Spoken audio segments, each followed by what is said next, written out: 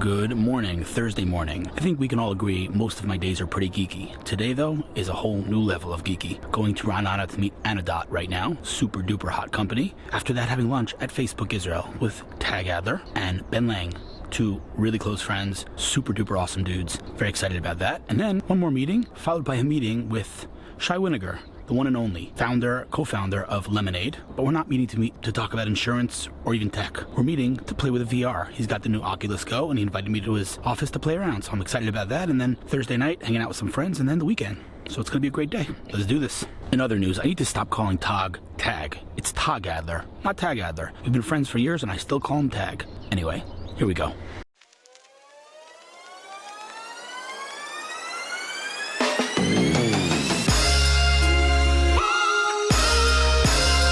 Made it to Raanana. Looks like it's gonna start pouring any second now. So I'm meeting the Anodot team in like a half an hour. I'm gonna go grab some coffee first. After that, I'm going to Facebook, which I'm very excited about. And I just got a notification from Moe Mernick that he'll be joining us. So it's Tahg, Moe, and Ben Lang, and myself. I call that a power lunch. That's the good news. The bad news is, I was told quite clearly, no camera in Facebook HQ. You know how it is, communication, corporate, and all that jazz. So I'll be leaving my camera in the car. If I can get any footage, I'll use my iPhone and I'll just, mix and match, but not bringing in the camera. In any case, here in this cafe that I was at last time, where I met with Michael Block from McKinsey, and I'm going to caffeinate.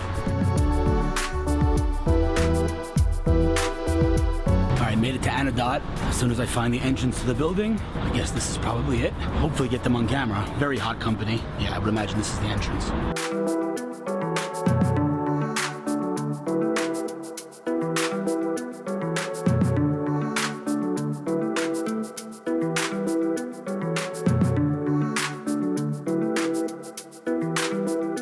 I am by no means an enterprise guy. I am by no means a big data guy. And yet, I'm sitting in this company, Anodot, which by the way, is funded by some of the top investors in the world. Definitely some of the top investors in Israel, but generally speaking, top investors raised a significant amount of money. We're not gonna talk about that now, less relevant. And you're pitching me about this company that should be like boring to me. And I'm thinking here, this stuff is so sexy. Like, honestly, you guys are like the most, again, we said this before, but like if I'm not a geek and I listen to this guy talk about the technology that's going on, the magic that's happening here, like it goes over my head, right?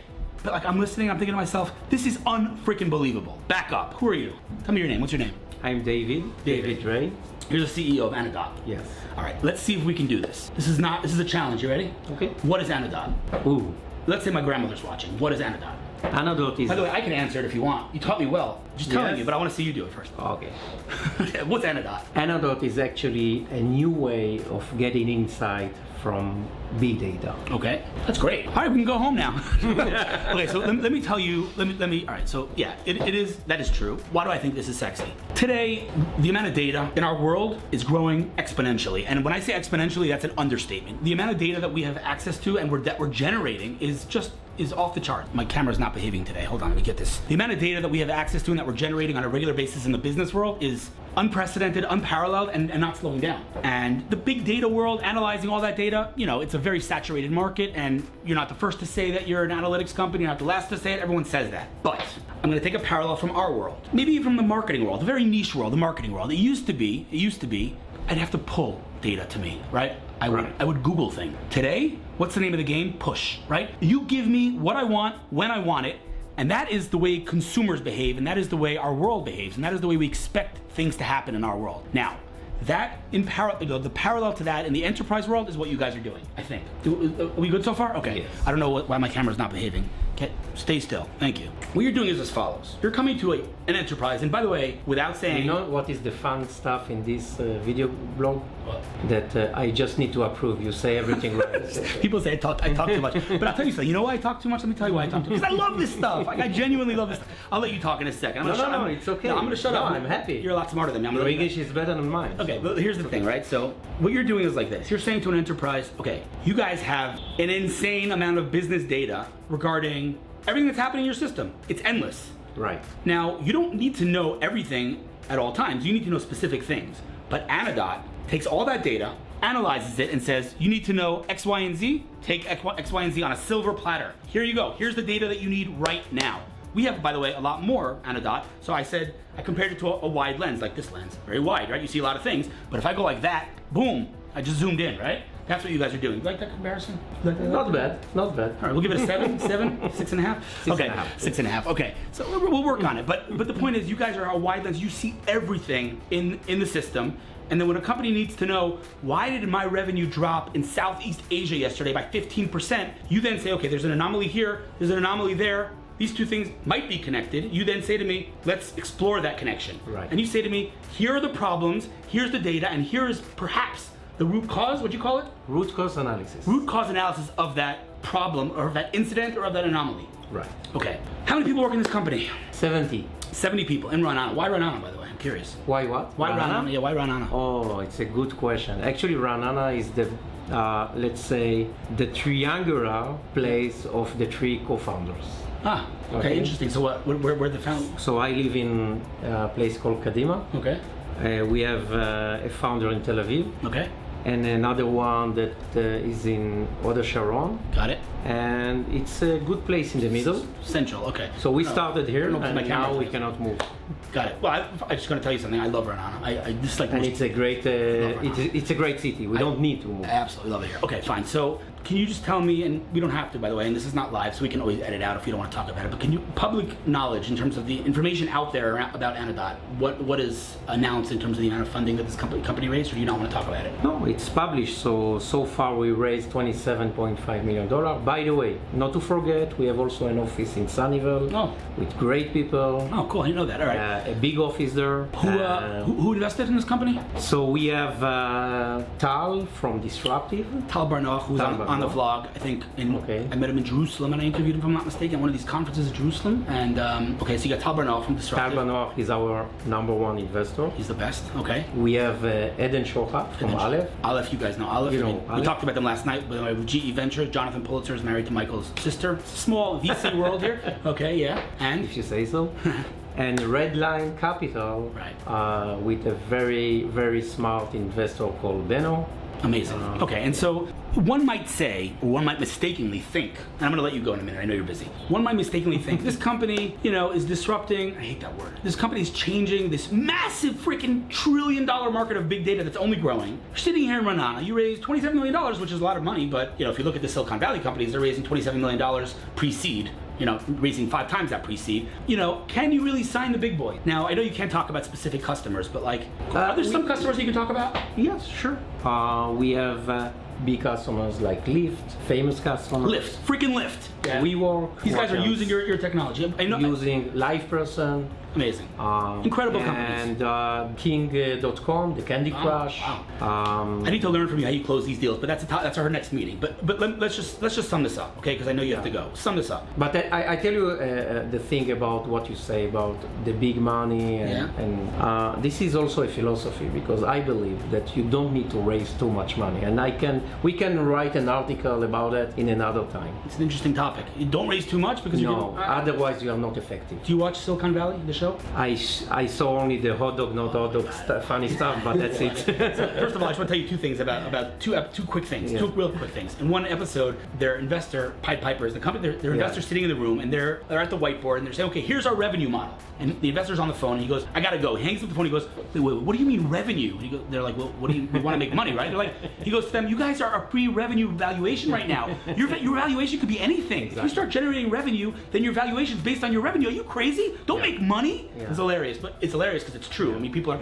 But also, and this is extremely important, the whole concept of raising at too high of a valuation, too much money, then you need to meet that valuation, justify it, or else you're going down round, and then right. So I hear what you're saying. We'll discuss that next meeting because it's an interesting discussion. Mm-hmm. But so you are signing, like we said before, the biggest names in the world, in the enterprise world, and in all different verticals. And when I asked you the annoying question that we have to ask, who are your competitors? You kind of said to me, we don't have any, and I kind of internally rolled my eyes. But then I started to understand the technology, and I realized on the product side, there really is nobody doing what you're doing. The biggest competitor is the market that doesn't even understand what they have here. Exactly. And the proof is in the pudding, and that is that you're signing the biggest companies out there. And the most important thing is that they genuinely do not have any alternative. Right. Which is incredible. All right, I'm gonna let you go to your next meeting. Thank you very much. This was awesome. And I said it to you 40,000 times throughout the meeting, but I'll say it again on camera. Anything I can do to help you, and I'm serious, anything. We'll talk about it. This is a kickoff meeting. But yeah, just keep kicking butt. It makes me as a Israeli, it makes me proud to meet companies like this. It's awesome, and we're gonna continue the conversation. Thank you very much. Pleasure to meet you. Great to meet you. Go to your next meeting, man. Thanks. Made it to Facebook for my next meeting 10 minutes early, and like I said, cannot bring the camera in, so we're leaving it in the car, and if there's anything I can record, I'll just use my iPhone.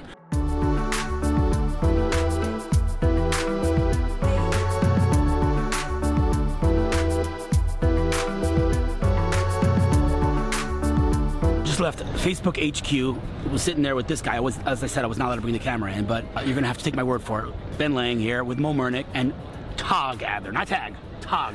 All right, Ben, what do you do? Talk to me. Give me your background. I'm working at a company called Spoke in San Francisco right now, but I spent 6 years here before that, working on a few of my own projects, and was in the Army for a while. How old are you right now? I'm 24 now. So yeah, so I was about to say you were a child prodigy, but you're still a child prodigy. 24 is pretty young. I don't think anyone is a No, dude, child prodigy. whatever you touch turns to gold, man. You've done some amazing things in your life. I know you're very whatever. Okay, we talked about this. Great people are usually modest. You're too modest. To work on that, Ben. All right, but anyway, what's cool Spoke? things. Hit me with Spoke. What's Spoke? So Spoke is a platform for managing internal company requests. So essentially the idea is anytime a company, let's say 100 plus employees, anytime someone has a question, service request, anything that has to do with like IT, HR, office management, really anything internal, you can go to Spoke and ask, and Spoke over time will learn to answer on its own or route the request to the right people inside the company. So when you're at a big company, it's really difficult to get answers, to fix your computer, to find your pay stubs, things like that. And so the idea is Spoke makes it a lot more efficient and faster for both sides, for the person looking and the person answering. So let me just try to understand. In the future, when everything's gonna be done with robots, so you guys are gonna be the IT robot.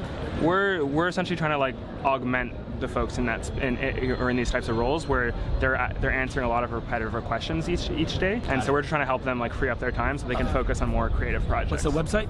AskSpoke.com. AskSpoke.com. Super cool. I'm heading to Lemonade. It was good to see you. We'll hang out again soon, and we'll be in touch, right, man? See you soon. Good to see you, dude.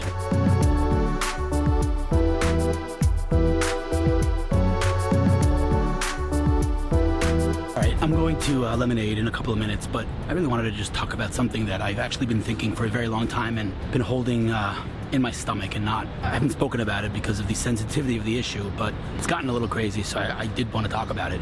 It's 2018. Places that like don't let you walk in with a camera, or companies that take themselves way too seriously, and like someone talks about the company without getting corporate comms to approve it, and I'm not talking about Facebook in this case. I know I came from Facebook just now, so you think I'm talking about them. I'm actually not. I'm not gonna share the story that just triggered this, but too many companies, like, dude, it's 2018. Like, you can't prevent people from talking about you on the internet. On the contrary, there's no such thing as bad PR. People talking about you is a good thing. And like, again, not gonna mention the story, but in one of my previous episodes, I spoke about some company, or more importantly, one of their employees spoke about the company, literally said nothing that doesn't already appear on the website. And apparently the comms team, the marketing team's flipping out. I'm like, like, why? It's just like, you guys gotta stop taking yourself so seriously. And again, I can understand, I guess, public companies, because, somebody says something that's not aligned with the messaging of the company. I get it. But like, you're a private company, one of your employees, said what you do. And again, all of this appears on the website, and you're like, take it down? What is that? I feel like these companies just gotta like take it down 80 notches. I'm actually like, if I have to take this video down now, I gotta like edit it out. I lose all the views on the video. Joseph's got to work again on the video. Repost it, like, just because the guy said something that already appears on your website. I just don't understand it, and I'm seeing too much of it in larger companies and smaller companies. And I just think people need to kind of realize it's 2018, and people are going to talk, and you can either embrace it or like lose. That's all.